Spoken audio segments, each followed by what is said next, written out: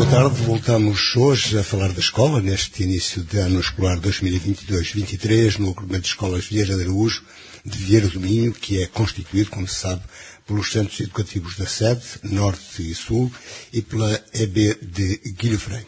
Conforme a página do agrupamento, a oferta educativa inicia no pré-escolar, continua com os 3 ciclos do ensino regular, básico e secundário, e cursos profissionais, além de cursos de educação e formação. O corpo docente integra 141 docentes e 57 não docentes, segundo dados de 2018. Este ano, marcado pela inauguração das obras de requalificação da EBS e do agrupamento, um processo que foi iniciado em 2016. O ano letivo 2022-23 inicia assim com um parque escolar do agrupamento totalmente renovado e com condições de excelência nas 5 unidades orgânicas, potenciando desta forma a existência de condições físicas iguais para todos os níveis de escolaridade, desde o pré-escolar ao 12º ano, conforme refere o diretor do agrupamento na nota aos alunos. Avaliar a situação neste retorno às aulas e tentar perspectivar o ano letivo 2022-23 é então o propósito do Falar Daqui de hoje. Para isso convidamos e temos em estúdio Elsa Ribeiro, que é vereador do Pluri e vice-presidente da Câmara, e Armando Alves, eleito em 2021, presidente da Associação de Pais e encarregados de Educação. Boa tarde a ambos, obrigado por terem vindo. E comecemos por este início de ano escolar. Podemos dizer que está tudo a iniciar bem? Olá, ou conforme o previsto? Boa tarde a todos. Boa tarde aqui aos meus colegas de painel, ao professor Armando Alves, presidente da Associação de Pais, ao José Luís, e agradecer mais uma vez à Rádio Alto Ave por nos ter dado a oportunidade de estarmos a falar mais uma vez sobre este assunto, que é educação, tão importante para todos nós. E também não podia deixar de dar uma saudação muito especial a todos os elementos da comunidade escolar do agrupamento de escolas Vieira de Araújo. Efetivamente, o ano escolar começou sem sobressaltos. O ano escolar não começa a 14, nem 15, nem 16 de setembro. O ano escolar começa, ainda o ano escolar anterior não terminou, porque há toda uma série de planificação que tem que ser feita para que o ano arranque dentro da normalidade. E de acordo com a planificação, o início está a a decorrer dentro da normalidade, quer ao nível de transportes, quer ao nível de refeição, quer ao nível do equipamento que foi recentemente alvo de requalificação da EBS Vieira de Araújo, ou seja, tudo decorreu dentro da normalidade. E o corpo docente está completo? O corpo docente está completo. Aliás, no dia de arranque das atividades letivas e da... Estamos a referir ao agrupamento ou ao conjunto? Certo, a todo o agrupamento estava... O senhor diretor teve no seu discurso, inclusive, disse que era dos poucos agrupamentos onde tinham todos os professores colocados para o início do ano letivo. Ou seja, Vieira do Minho arrancou com todos os docentes colocados em todas as unidades orgânicas do agrupamento, que são 5. EB de Roças, Guilhofrei, Cávado, Domingos Abreu e a EBS Vieira de Araújo, ou seja, com todos os professores colocados. Já agora, quanto ao pessoal não docente? Quando há um bocadinho o Zé Luís referiu 57 não docentes, não. 57 é na escola básica e secundária Vieira de Araújo, que depois temos todas as outras unidades. Portanto, o número também é de 2018. Certo, mas fazem mais de 90 pessoas não docentes que estão também a prestar um serviço de muito boa qualidade à nossa comunidade escolar.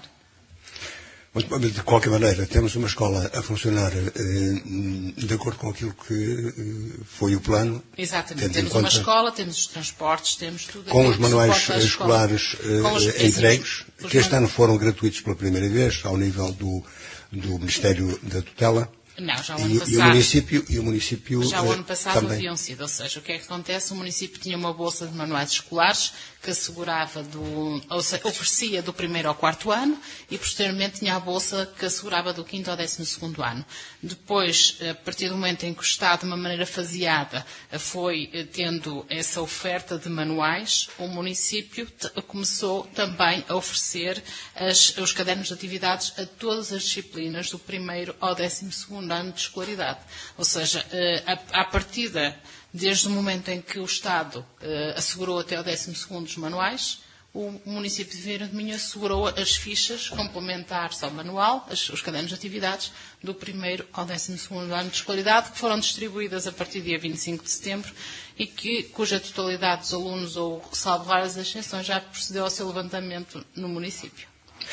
Os pais parceiros nesta circunstância, como na constância do funcionamento da escola, avaliam da mesma forma o início do ano escolar. Muito boa tarde. Em primeiro lugar, saudar todo o auditório que nos ouve da Rádio Alto Ave. Também agradecer o convite para estar aqui presente, depois cumprimentar o Zé Luís e a professora Elsa, também aqui colegas do painel. Sim, os pais têm acompanhado o processo de arranque do ano letivo, temos feito várias reuniões, quer a nível do Executivo, quer a nível da própria direção da escola, no sentido de ver e tentar ajudar a colmatar algumas coisas que possam vir surgindo ao longo deste arranque de ano. É verdade que, como disse a professora Elsa, as coisas estavam todas, e como disse o professor Fernando, estavam tudo assegurado. Não quer dizer que um ou outro contratempo, um ou outro professor possa, entretanto, meter no baixo, mas isso são circunstâncias normais. Mas isso resulta daquilo que nós vimos assistindo, professores que vêm do Sul para o Norte e... Sim, não é só questão do Sul para o Norte, também isso, mas também o nosso dia-a-dia. Pessoas que adoecem, os filhos que adoecem, os familiares, portanto há aqui vários tipos de circunstâncias e eu como professor também sei um bocadinho como isso é, que às vezes são contratempos que vão surgir. Mas de uma forma geral o ano letivo arrancou normal, por assim dizer, que já não acontecia há uns tempos a esta parte, que não é, nestes últimos anos que o sobressalto das obras que estavam a decorrer era sempre uma apreensão para os pais, que gostavam de ver que elas ficassem concluídas, e este ano tivemos essa conclusão e, por assim dizer, esse sobressalto que tínhamos acabou por não estar presente neste início. Diria que o alívio já não era sem tempo. Não é questão de dizer que não era sem tempo, porque tudo é preciso tempo. Temos que perceber as circunstâncias. Mas, de qualquer maneira, foi muito tempo, incluindo os 2 anos em que tivemos pandemia, que houve também atrasos, além do início, que também teve concursos que ficaram desertos para obra. Sim, são várias circunstâncias do dia-a-dia, do próprio processo em si, que por vezes nós planeamos, até na nossa vida, planeamos as coisas para que possam decorrer de uma forma e às vezes com os sobressaltos, como diz, foi a pandemia, o aumento dos preços, a falta de mão de obra, e claro está, uma obra também que não é fácil, podemos dizer que é ser executada com os alunos no mesmo espaço, não é? Uma questão é, como vimos noutras escolas, deslocarem os alunos e verbas disponíveis para colocá-los em contentores e as obras decorrerem normalmente, que aí acelera muito mais. Aqui não, tivemos um processo onde as obras decorreram ao mesmo tempo em que as aulas decorriam nos mesmos espaços. Claro que é uma gestão muito mais complexa para ser executada, mas dentro dos possíveis correu tudo muito bem e graças a Deus temos o edifício quase pronto, que agora vamos entrar na segunda fase, para que fique completamente concluído. Sim, José Luís, e se calhar para aquelas pessoas que acham que as obras demoraram muito tempo, e todos nós consideramos que sim, claro que 2 concursos desertos, tudo isso a pandemia fez com que as obras se atrasassem no tempo, muito mais tempo tivemos nós à espera que elas efetivamente arrancassem. O início foi em 2016. Ou seja, tenho muita pena, como professora que sou do quadro daquele agrupamento, que a nossa requalificação não tivesse ocorrido quando ocorreram outras requalificações e requalificações de milhões. E isso porque somos um Conselho de Interior e não conseguimos, como se diz, impor as nossas necessidades ao Poder Central? Assim, muitas explicações poderiam ser dadas. Claro que nós entramos na última fase do parque escolar, ou seja, na 4ª fase. Houve escolas que entraram na 1ª fase, na 2ª, na 3ª, e nós estávamos programados para entrar na 4ª fase. Se tivéssemos entrado numa fase anterior, de certeza que as obras já estariam feitas. Há muitos condicionantes, muitas vezes, para que essas obras para concelhos como Vieira de Minho possam não ter as suas obras atempadamente. E o município acabou até por investir mais que aquilo que tinha previsto inicialmente. Sim. Por erro de cálculo ou por as chamadas derrapagens? Não, nem por uma coisa nem por outra. Às vezes é pela necessidade que temos de fazer umas alterações e que, infelizmente, ao contrário de outros municípios onde houve um aumento da comparticipação face ao que estava programado, em Vieira de Minho não houve. O município de Vieira de Minho várias vezes na figura do seu Presidente, fez diligência junto da tutela para que aumentasse a verba destinada, porque nós sabíamos que aumentaram os materiais, aumentaram todo o custo inerente e, por exemplo, nós pedimos um suplemento de 300 mil euros que tinha a ver com a retirar todas as coberturas que continham fibrocimento, contendo amianto. E posso-vos dizer que houve conselhos onde isso foi contemplado e conselhos aqui de acima do Ave. E em Vieira de Minho nunca tivemos uma resposta positiva por parte da tutela. Mas porque não houve argumentos ou porque não houve vontade da tutela? Porque não houve vontade da tutela, porque os argumentos desses conselhos eram os mesmos de Vieira de Minho, não é? Eu posso-vos dizer que numa obra que está com custos de 4.906.949,90 €, posso-vos dizer que a comparticipação do município é uma comparticipação na ordem dos quase 25%. A da tutela é uma comparticipação de 4,59%. Se pensarmos que temos um IVA a 6%, a tutela ainda beneficiou, ainda meteu dinheiro ao bolso, neste caso, assim dizendo de uma maneira, com as obras desta escola. De qualquer modo, a avaliação que os pais fazem do estado das obras, do estado final, embora, como já disse, ainda haja uma segunda fase para concluir, é a mesma que faz a escola? A avaliação das condições para trabalhar? Sim, pelo aquilo que eu falei com o professor Fernando e na visita que eu fiz também à escola com o professor Fernando e inclusive também com o município, mas neste caso a questão foi direcionada para a direção. Sim, estão reunidas todas as condições para termos os nossos alunos, os nossos educandos sejam alunos de sucesso. Não é que já não fossem até aqui, mas agora ainda têm melhores condições para o ser. Sim, com todas as condicionantes que tem esta leitura feita pelos rankings, a classificação da escola satisfaz os pais? Sim, satisfaz os pais e o professor Fernando indica os rankings são muito subjetivos, temos várias formas, várias leituras de se ler, mas eu acho que o que é importante é vermos também o número de alunos que são colocados na universidade, os cursos, a formação que eles têm.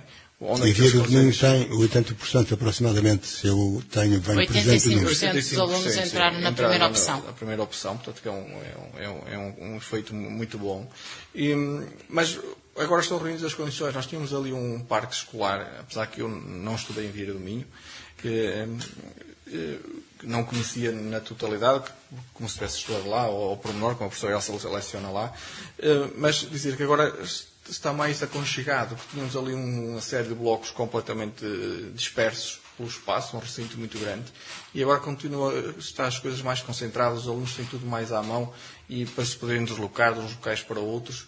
Portanto, acho que as condições estão completamente reunidas, e isto vai dar uma mais-valia, por assim dizer, ao parque escolar.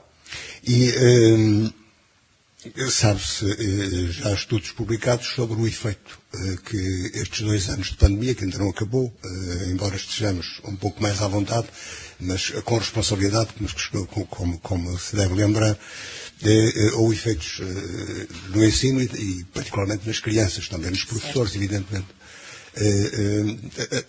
A escola deu resposta a isto? É sim, a escola e o município, de uma maneira muito articulada, e também a Associação de Pais, deram resposta a isto. Claro que a resposta é no sentido de minimizar, nem todos os problemas são resolúveis neste espaço de tempo.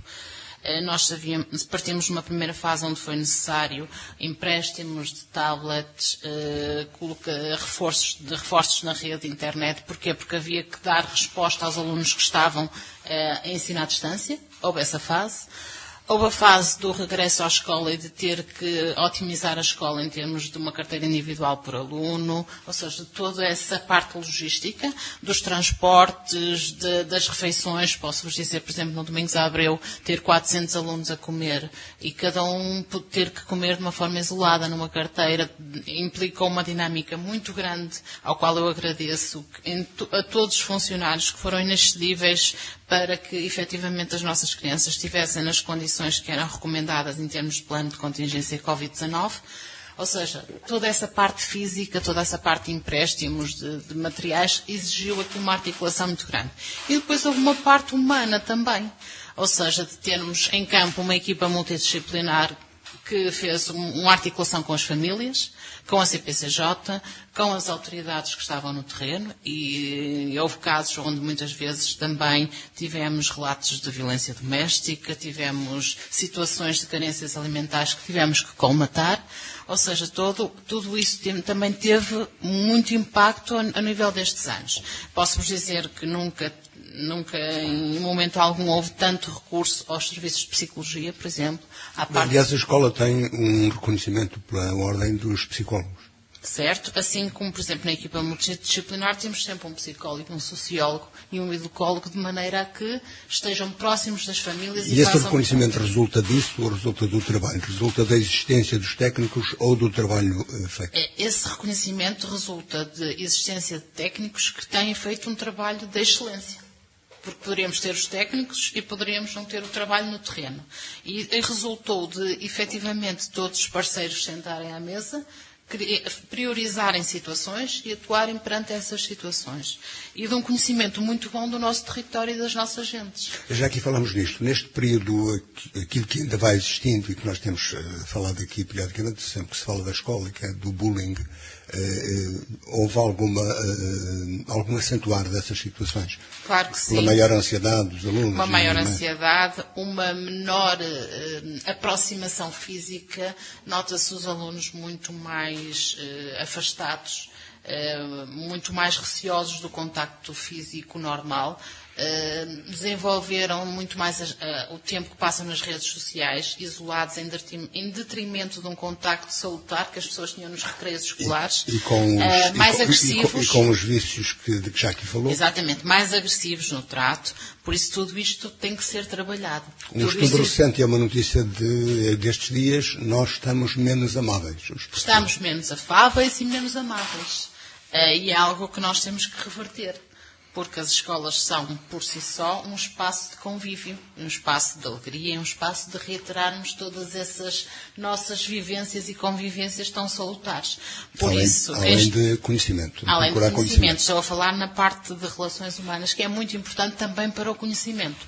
Porque se um aluno está a ser vítima de bullying, está com alguma coisa que cria ansiedade, também não vai aprender da mesma maneira.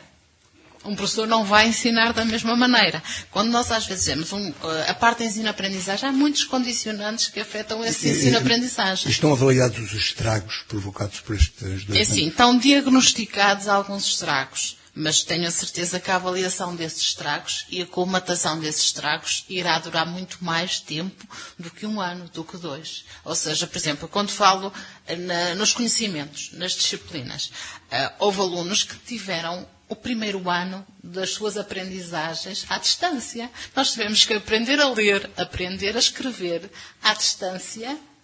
É uma coisa muito difícil. Os pais foram muito importantes neste processo, em toda e isso acentuaram desigualdades, toda a colaboração.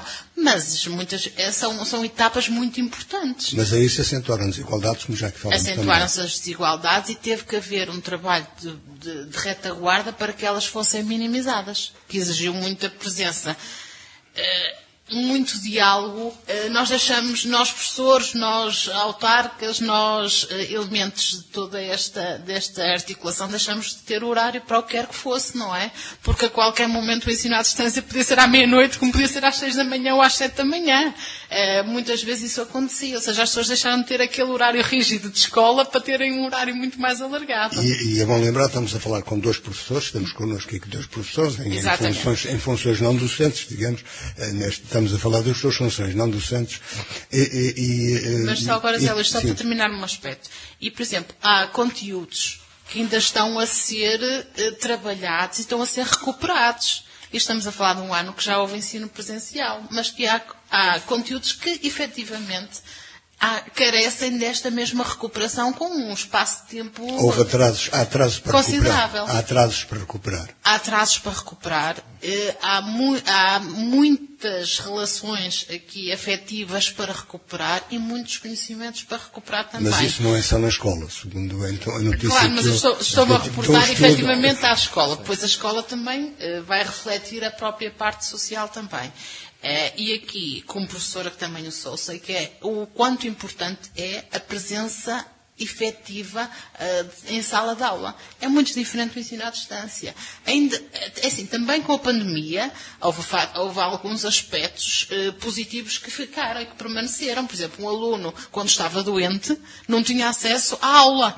E hoje em dia tem acesso à aula. E não estou a falar de doente com Covid-19, estou a falar, partiu um pé, está impedido de vir à escola por outro motivo mas vamos qualquer. ver, mas sem desigualdade, isto é, qualquer aluno que por qualquer razão não possa vir à escola pode ser assistido. Qualquer razão devidamente justificada. Estou a falar num caso de saúde grave, onde, por exemplo... Mas pergunto, mas tem acesso a esse conhecimento, a esse ensino à Pode ter distância? acesso a esse conhecimento à distância. Por exemplo, estou-me a reportar, não falando em casos, claro, não personalizando, temos, por exemplo, um aluno que está internado no IPO a receber um tratamento prolongado em termos de quimioterapia ou de radioterapia que o impede de estar presente.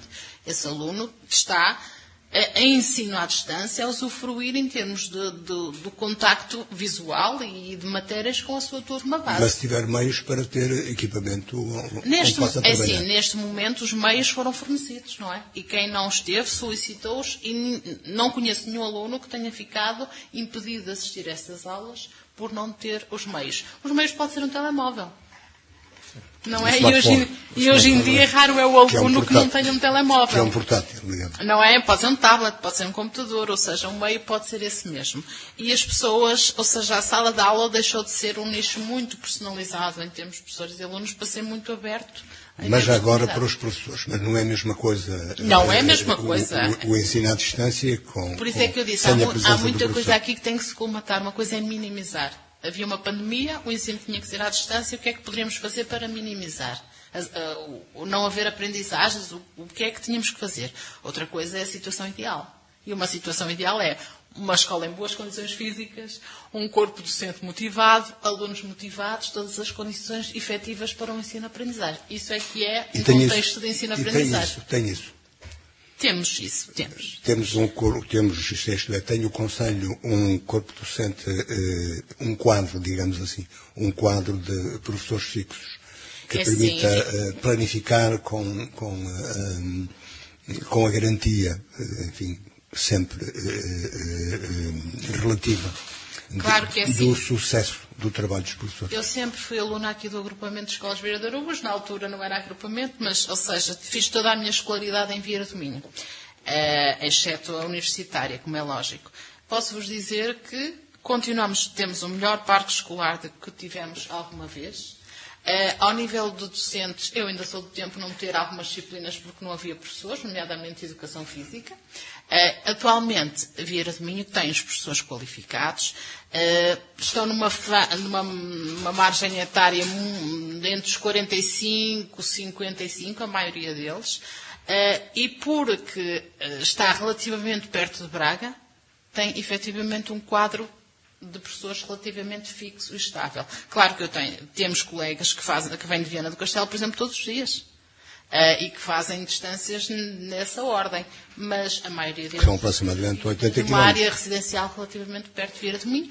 A motivação, Zé Luís, a motivação dos professores tem vindo a diminuir nos últimos tempos, porque o reconhecimento da nossa profissão e da nossa importância por parte da tutela e por parte da sociedade tinha dado outro input à nossa motivação. Como diz quem acompanha isso, incluindo os próprios representantes sindicais e associações, tem havido uma desvalorização da profissão. Mas eu pergunto apenas por força das políticas nacionais ou também por atitude dos próprios professores? É assim, às vezes uma coisa desencadeia a outra, não é?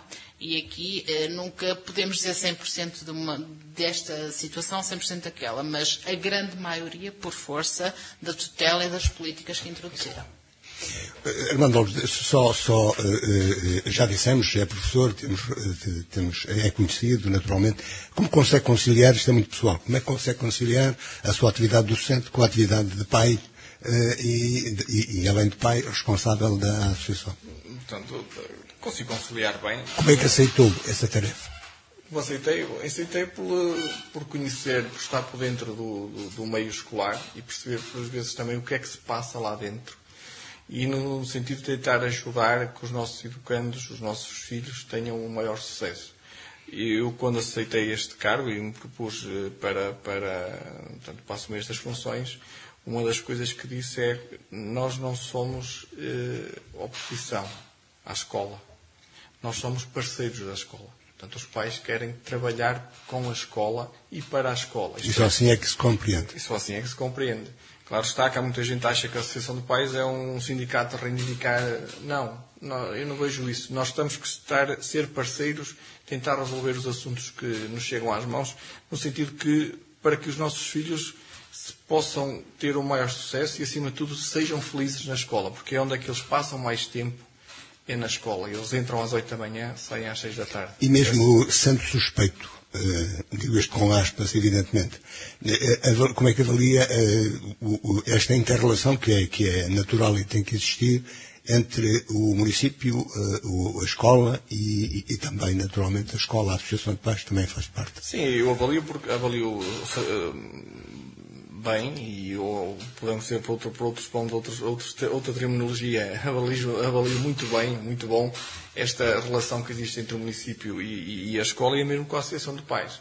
Porque tem que haver esta parceria entre estes três órgãos e outros. Por exemplo, a Associação de Pais tem hoje um espaço onde possa organizar reuniões ou tem que pedir a uma junta de freguesia, à autarquia ou a autarquia do município? Há um espaço disponível na escola, na EBS. Como existe para os alunos? Sim, existe para os alunos, para a Associação de Pais. Ainda não tomamos posse, entre aspas, desse espaço. Não porque nos tivesse já tido dito, não, mas por questões de operacionalidade, por assim dizer. Mas o espaço não é que é importante, mas não é que é o mais importante é quando os problemas surgem, nós tentamos resolver o mais rápido possível. E, acima de tudo, passamos discretos. Porque nós não queremos ser o centro da atenção. A Associação de Pais não quer ser o centro da atenção. Nem polícia da escola. Nem polícia da escola. Nós queremos ser parceiros. Quando os problemas surgem, queremos resolvê-los e que nem deem conta que nós passamos por lá. E por isso, já que se falou em polícia, e sem naturalmente querer pôr nada em causa, mas como avalia a segurança da escola? Quer em termos da segurança dos alunos, quer em termos do contexto dos edifícios? Sim, eu avalio, pode haver agora que ainda não estão... Estamos a falar do agrupamento. Sim, estou a falar do agrupamento e nas outras escolas que também tenho acompanhado, nas várias reuniões que tenho tido com os coordenadores dos estabelecimentos. Há umas pequenas arestas ainda a limar, é natural, as obras foram concluídas agora e como nós sabemos, quando acabamos de construir uma casa, devíamos estar a construí-la novamente a iniciar, até em nossas casas acontece isso, há ali umas pequenas arestas a limar, mas neste momento penso que estão todas reunidas, todas as condições a nível de segurança, para que os nossos filhos possam, nós encarregados de educação, possamos estar em casa descansados. Prova disso é que até este momento, que eu tenha conhecimento, não surgiu problema nenhum a nível com algum aluno, devido às novas funcionalidades que foram surgindo. Mas sempre que surgir, nós estamos cá para tentar ajudar a comatar e resolver esse problema. A nível do exterior, claro está, também já promovemos uma outra reunião, que é a nível da autoridade, a GNR. Portanto, nós achamos que a GNR deve ser um elemento também proativo, de presença constante junto ao estabelecimento de ensino e nos meios envolventes, no sentido de dar uma garantia mais de segurança. E em princípio de forma preventiva? Sim, sempre de forma preventiva. Eu acho que deve ser e dissuasora de comportamentos menos próprios que às vezes possam acontecer, como aconteceram ainda recentemente. Portanto, claro que a GNR não pode estar ali 24 horas presente na escola, mas naqueles momentos mais importantes é importante também que estejam ali, que é uma forma, é uma garantia de segurança adicional para os encarregados de educação. E o município tem garantido com a GNR aquela ação de escola segura? Certo, é assim o que acontece. A Escola Segura é parceiro, quer do município, quer do agrupamento de escolas. A Escola Segura é uma das entidades que tem assento no Conselho Geral e, como tal, e tem uma participação muito, muito ativa dentro do próprio agrupamento, quer nas imediações, quer mesmo dentro. Muitas vezes faz ações de detecção de substâncias psicoativas, como outros casos, nomeadamente sobre bullying, sobre cibersegurança, ou seja, tudo isto está a ser tratado de uma maneira muito articulada com a CPCJ. Também não poderia deixar aqui de ressalvar o papel da Polícia Municipal. Ou seja, em termos de controle de trânsito, em todas as escolas eles fazem um trabalho muito, muito importante, porque efetivamente este ano mudou ligeiramente o horário, a básica e a secundária deixou de ter aulas a partir das 8h30 para ter a partir das 8h20 e efetivamente há um aporte muito grande ali nessa hora, quer de encarregados de educação que vão levar os filhos, quer dos transportes escolares e efetivamente há uma regulação que é feita pela Polícia Municipal todos os dias, quer lá, quer aqui junto ao Domingos Abreu, e eles têm um papel muito proativo, muito preventivo e isso é uma presença muito assídua e uma presença que dá um garante de segurança também aos nossos alunos. Vamos aproveitar a questão dos transportes. Está garantido o transporte escolar? Sim, o transporte escolar está garantido. E a funcionar, de forma satisfazente? De forma gratuita para todos os alunos, do pré-escolar até o 12º ano de escolaridade, inclusive é para aqueles alunos que estudam fora do concelho, ou porque não têm oferta formativa no concelho, ou porque o seu local de habitação é mais próximo de outra escola do que aqui da sede do agrupamento. Estou-me a referir, por exemplo, a alunos ali da zona de Calvos, a alunos nas imediações, por exemplo, do Baixo Arroço. Ou seja, todo esse transporte está garantido. Foi feito também com a devida antecedência todos os percursos. Inclusive, é complementado com as carrinhas do município para aqueles alunos que vivem, por exemplo, em locais mais distantes e há que os transportar até uma paragem, de maneira a que seja assegurado o transporte deles. A avaliação que os pais fazem do transporte ainda é cedo, mas já passou um ano escolar, quase um ano escolar nas funções que tem atualmente na Associação de Pais. Sim, a avaliação que fazemos é uma avaliação positiva. Claro está que ao longo do percurso podem surgir sempre um outro percalço que às vezes não tem diretamente a ver com o município, tem a ver com a funcionalidade das próprias empresas, uns ligeiros atrasos que acontecem, porque às vezes são situações ou avarias dos autocarros, portanto o que nós tentamos sempre junto, quer do Executivo Municipal, quer também junto da direção do agrupamento, é que estejam reunidas todas as condições para que eles possam ser transportados com segurança. Os mais pequeninos com as devidas cadeiras, os cintos de segurança e os maiores que tenham também o vigilante que é necessário ter nas carreiras, que é obrigatório, para que sejam acompanhados e também às vezes que é um... E não há falhas? Porque eu tenho conhecimento, não há. Quando surgem, tentamos resolvê-las logo, entrando em contacto diretamente como aconteceu neste início de ano, porque há algumas carreiras com este desfazamento de horários que as transportadoras ainda não estariam bem preparadas para esta diferença, que é entrar mais cedo 10 minutos. Mal soubemos que uma outra carreira ainda não estava bem afinada, entramos em contacto com o município tentar, e com a direção da escola, tentar solucionar esse problema. E foi logo solucionado, portanto foi reposta todo o regular funcionamento dos transportes públicos. Já agora, a alimentação que os alunos têm na escola. Este ano ainda a experiência é breve, mas já teve um semestre, digamos. Sim, a alimentação, eu tive conhecimento, no ano anterior havia algumas queixas por parte de alguns encarregados de educação, principalmente a nível da alimentação. Às vezes ser mais, que também falamos num número elevado de alunos a almoçar. Outro se queixava que estaria mais fria a alimentação, e tentou-se formar. Agora estamos na expectativa e expectantes que as coisas vão funcionar muito melhor do que a confecção através do município, porque temos o exemplo que vem surgindo nas primárias. Portanto, os nossos educandos estavam satisfeitos e contentes com a alimentação que era feita, e agora, sendo o município a assumir esta fase, esta parte da alimentação, pensamos que isso vai acontecer. E ainda ontem, por acaso, foi assunto em casa, ao jantar, foi a alimentação, por causa do meu filho que está aqui na escola, e a mãe questionou-se como é que era a alimentação, se ele estava contente ou não, porque ele gostava muito quando andava na escola em Roças, e agora são os mesmos a cozinhar. Se ele está muito melhor, e hoje foi massa bolonhesa, então é de uma categoria.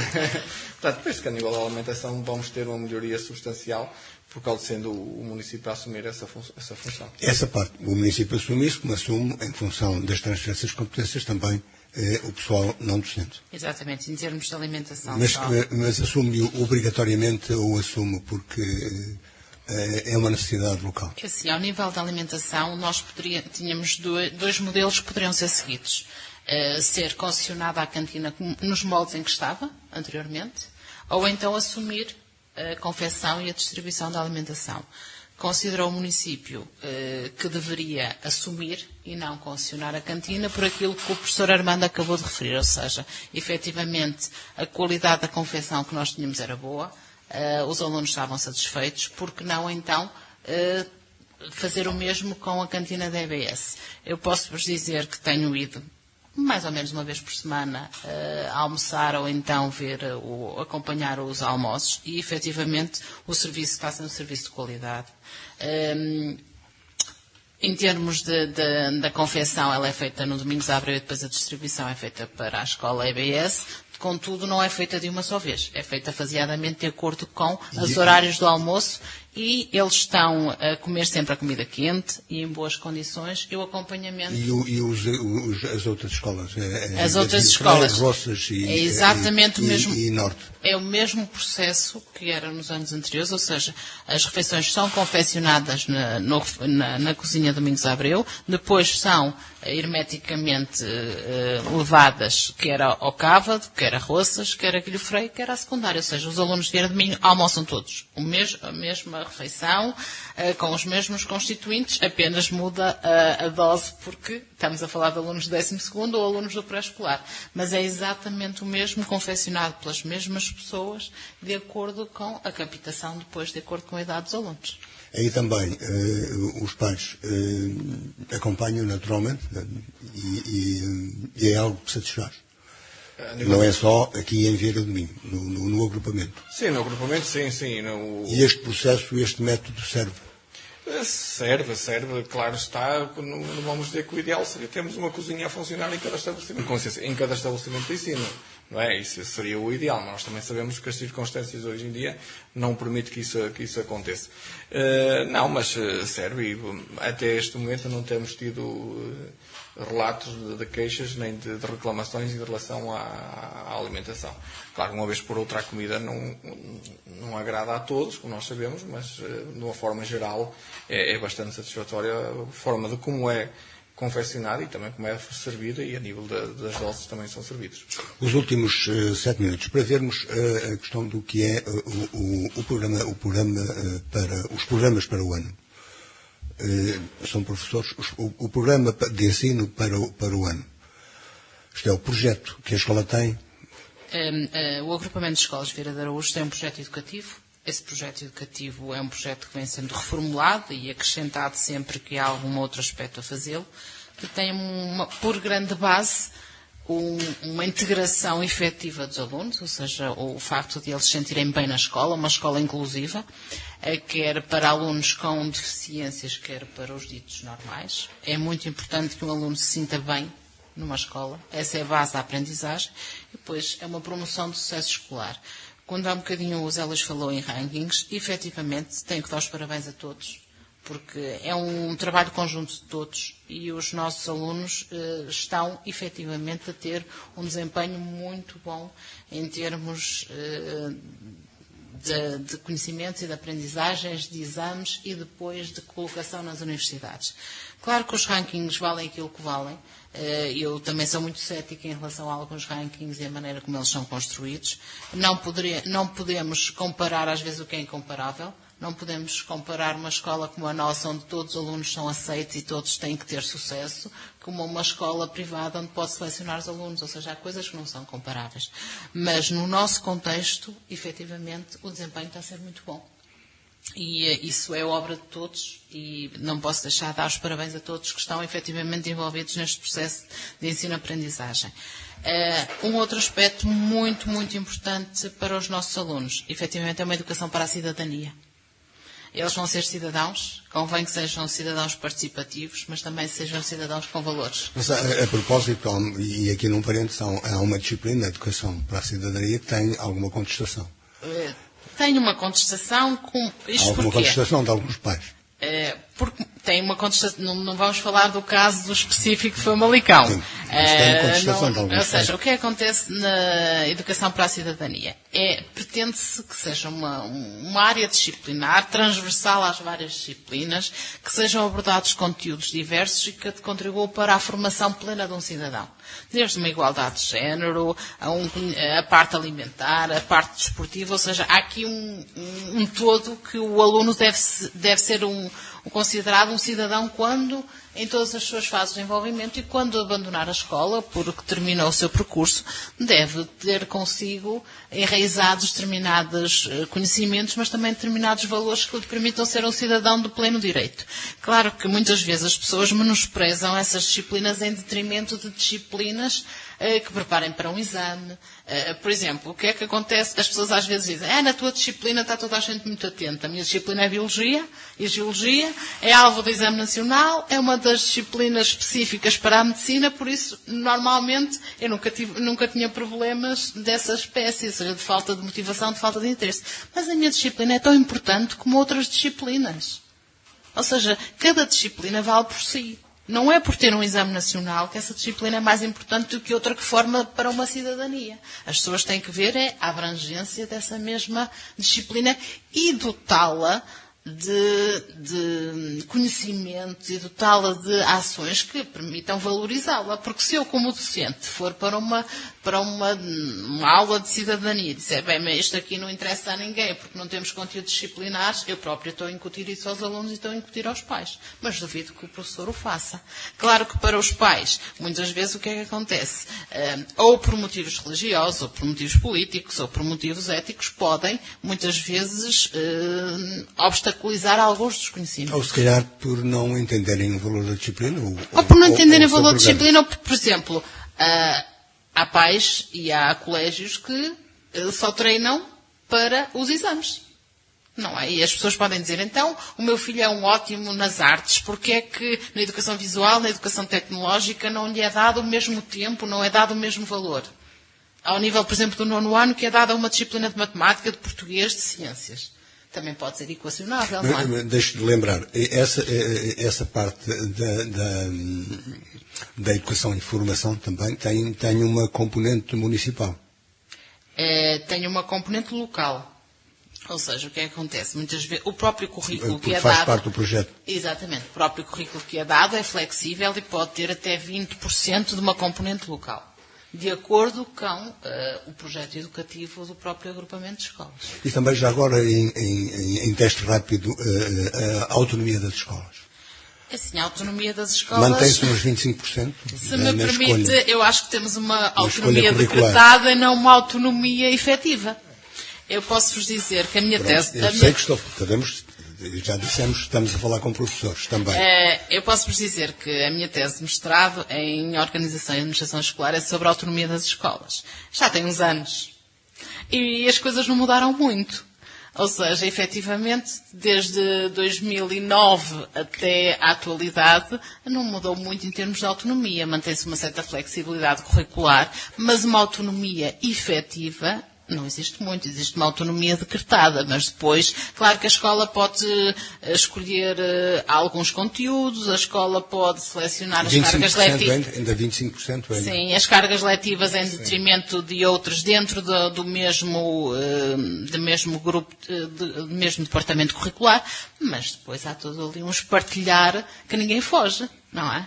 Ninguém foge a um exame, ninguém foge às metas, ninguém foge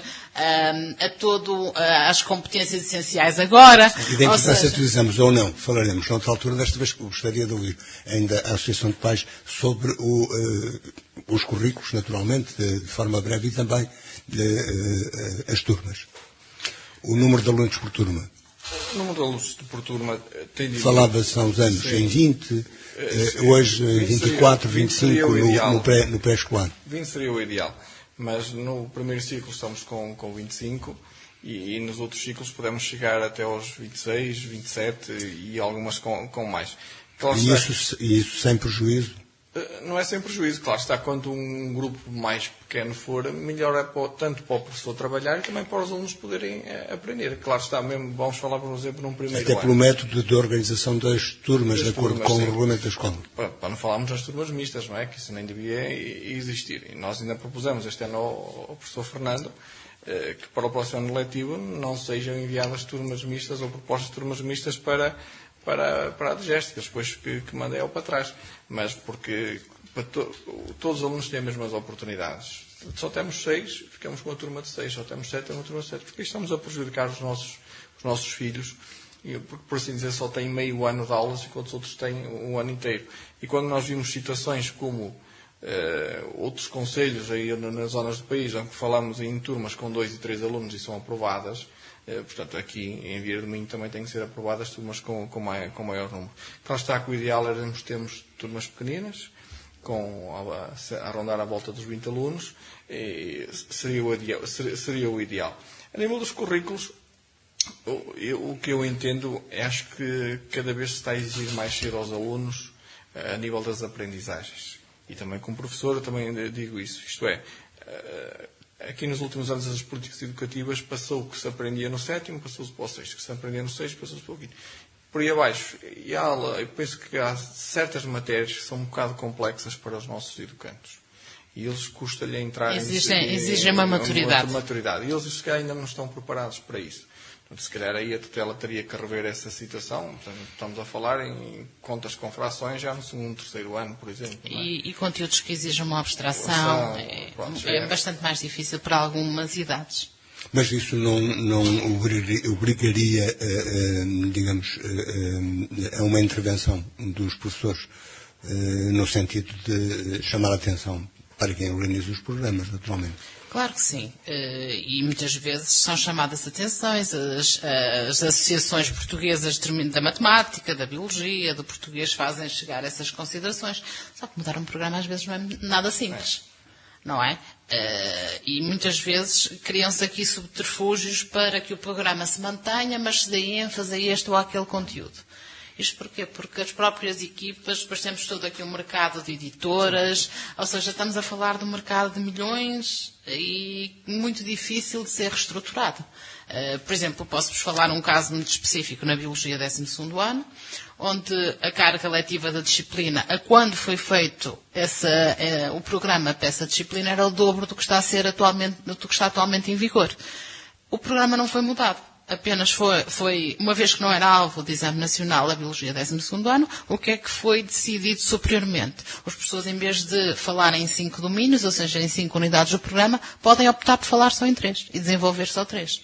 Mas, efetivamente, o que significa perde para o aluno. Ou seja, o aluno não fica só com a exploração de 3 conteúdos em vez dos 5 conteúdos. Ou seja, muitas vezes são subterfúgios que se fazem para não se alterar o programa, para não se alterarem manuais escolares e para, no fundo, tentar conciliar às vezes o que não é conciliável. Se isto fosse mercadoria, é passar a vender um pacote de 5 com 3 unidades. Mais ou menos. Pelo mesmo preço. Só uma questão aqui. Quando se falou em turmas... Já passamos ligeiramente o tempo, mas ainda há...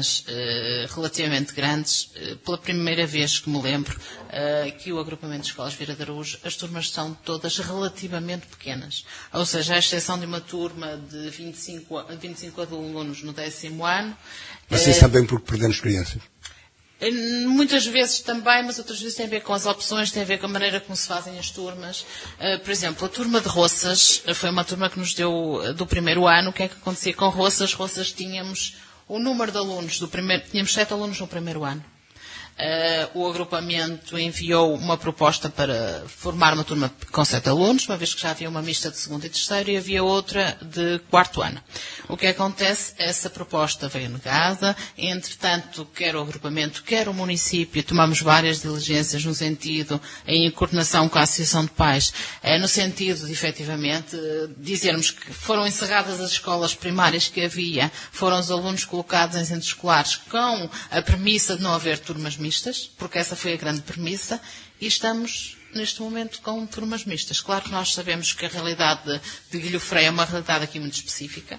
A Guilhofrei tem um número muito, muito limitado de alunos. Por exemplo, Guilhofrei, nós sabemos que A totalidade de alunos no primeiro ciclo é 19, se é 19 não poderíamos ter aqui 4 turmas, não é? Mas, efetivamente, todas as outras escolas estamos a lutar para que o número de turmas mistas seja o mais residual possível e, se possível, não ter nenhuma. No caso de Roças, depois de um grande braço de ferro, efetivamente ela foi aprovada com 7 alunos, mas cada ano é sempre um desgaste no início, porque há sempre uma proposta que vai, outra proposta que vem, e muitas vezes não há o reconhecimento ao nível da tutela, da desertificação e da geografia dos concelhos. Não é fácil um aluno, as pessoas às vezes dizem, olha, vai para o Cávado em vez de ir para Guilho-Frei. E eu estou ao telefone e digo, desculpe, o senhor sabe como é que um aluno vem de Campos ou de Lamalonga para Guilho-Frei? Eu estou aqui a ver, estou aqui a traçar aqui no mapa com uma régua, isto é muito fácil. E eu, muitas vezes, com todo o respeito e toda a ética profissional, digo, então convido a vir a Vira de Minho e vamos fazer esse percurso. E penso que o aluno tem 3 anos e tento fazer um percurso das 6 da manhã, a que o aluno sai de Campos e vinha por aí abaixo e vinha ter aulas para Roças ou para Guilho-Frei, para fazer uma turma em Roças ou Guilho-Frei em detrimento de outro local. Não é possível. Nós temos uma geografia, temos uma dispersão geográfica que não nos permite essa flexibilidade. Nós estamos numa cidade com transportes a toda a hora e a todo momento e, acima de tudo, temos esta dispersão geográfica que tem que ser entendida por quem nos tutela. Ou seja, muitas vezes a discriminação pela positiva é necessária para este género de resposta. Isso é falta de autonomia local da escola. Também.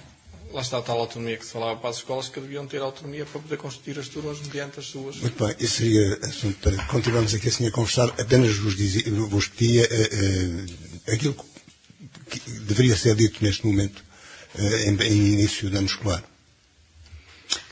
Eu posso dizer, acima de tudo, que seja um ano escolar sem pandemias, um ano escolar dito normal, e um ano escolar onde, efetivamente, no caso dos alunos da EBS, tem uma escola nova para desfrutar, com muito melhores condições. E vamos ver agora no inverno, porque, entretanto, como foi renovada toda a parte de castelharia, tudo isso, certeza que as condições físicas vão ser muito melhores.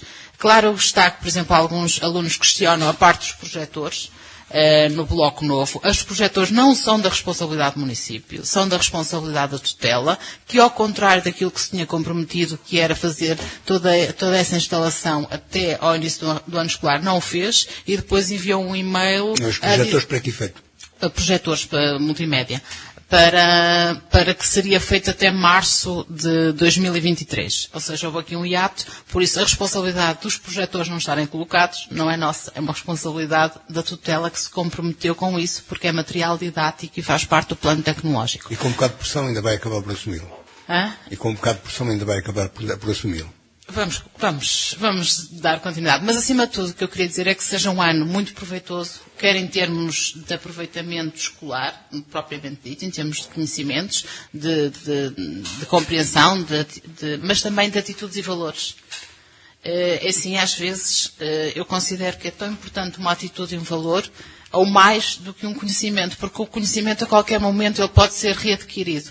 E às vezes uma atitude e um valor exige muito trabalho e muita persistência e por isso também não posso deixar de dar uma palavra de ânimo aos meus colegas, professores, porque efetivamente às vezes é difícil, perante tantas contingências e perante tanta desvalorização da nossa profissão, continuarmos motivados todos os dias, às 8 da manhã, para irmos começar um novo dia. Mas o que está à nossa frente, que são os nossos alunos, merece-nos. Também a responsabilidade profissional vale. Também. E, acima de tudo, acho que nenhum professor consegue ficar desmotivado quando tem à sua frente os alunos a quererem aprender e a quererem saber.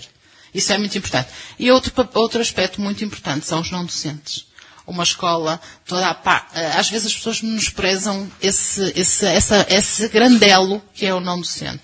Mas o não docente é responsável pela limpeza, é responsável muitas vezes pela parte da alimentação, é responsável também pelo acompanhamento, porque muitos são os que estão ali mais próximo. Antes de chegar a outro elo, o não docente está ali. E efetivamente eles têm feito um grande trabalho. Por isso, eu como vereadora da educação posso-vos dizer que estou muito grata a todos estes elos que efetivamente fazem com que a educação em Vira de Minho funcione e funcione bem. Sr. Mandolfo, Eu, pegando um bocadinho nas palavras da professora Elsa, também desejo que o pai seja... e o professor, que dirá nesta altura? Não, que seja E o diretor associativo, claro. Sim, que seja um ano profícuo, portanto um ano de muito sucesso para os nossos educandos, e claro está, que continuamos expectantes em relação a estas novas transferências de competências, como falamos, quer a nível da autonomia da própria escola, como também das competências que são assumidas pelo município. O que nós, pais, pedimos e queremos é que tudo seja feito para que os nossos educandos tenham ou consigam ter o sucesso que nós todos desejamos. Claro está que com as obras que foram feitas, parece-nos que a parte física está reunida, agora falta a parte dos alunos também trabalharem e claro está que aqui um apelo também ao município que continue a apostar na educação, como tem apostado neste tempo, que não descore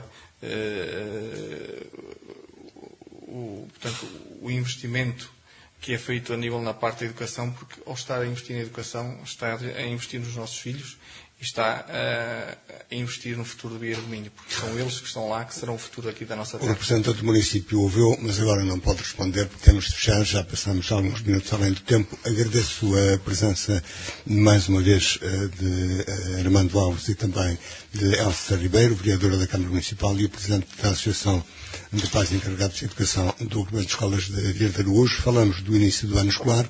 Onde quer que nos tenha escutado, continuou com um bom fim de semana. 2 a 3 dias vamos continuar a falar daqui. Boa tarde.